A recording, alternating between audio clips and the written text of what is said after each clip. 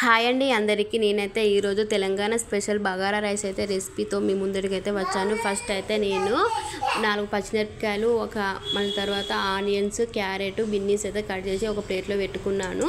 తర్వాత పొయ్యి మీద ఒక కడాయి పెట్టుకొని అందులో ఒక స్పూను నెయ్యి వేసిన. నెయ్యి వేడైన తర్వాత ఇంకో స్పూను అయితే నూనె పోసిన తర్వాత ఇవి కొంచెం వేడైన తర్వాత బిర్యానీకి సంబంధించిన లవంగాలు, యాలకులు, దాహాన్ చెక్క, సజీర, జీలకర్ర ఇవంతా వేసిన. ఇవి కొంచెం గోలిన తర్వాత అందులోనే నేనైతే పచ్చిమిర్చి అయితే వేసిన. నా దగ్గర బగారా ఆకు అయితే లేదు, అందుకే నేను వేయలేదు, ఉంటే మీరు వేయండి.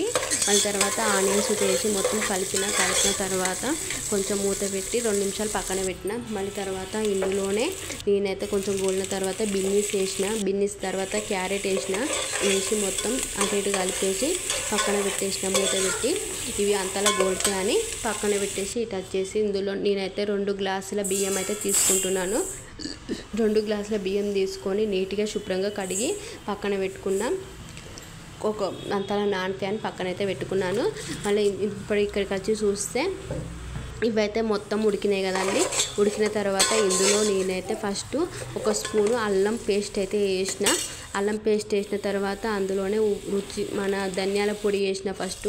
తర్వాత బిర్యానీ మసాలా ఆకు అయితే వేసిన, బిర్యానీ మసాలా పౌడర్ అయితే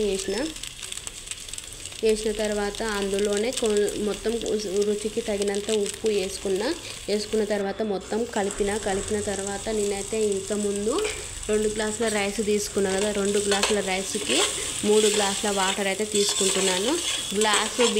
గ్లాసు రైస్కి అయితే 1 గ్లాసున్నర నీళ్ళు అయితే తీసుకోండి. నేను ఇప్పుడు 2 గ్లాసులు కొట్టిగా 3 గ్లాసుల వాటర్ అయితే తీసుకుంటున్నాను.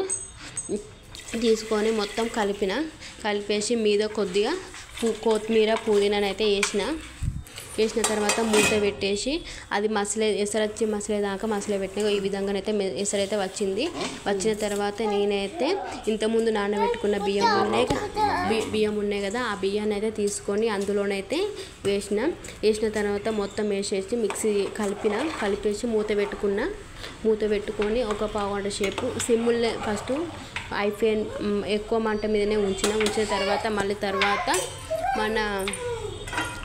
చూస్తే మూత తీసి చూస్తే ఈ విధంగా అయిందన్నట్టు. ఈ విధంగా అయిన తర్వాత ఇందులోనైతే నేను మూత పెట్టేసి సిమ్ములో పెట్టేసి మూత పెట్టిన. వేడి బగారా రైస్ అయితే అయిపోయిందండి. ప్లీజ్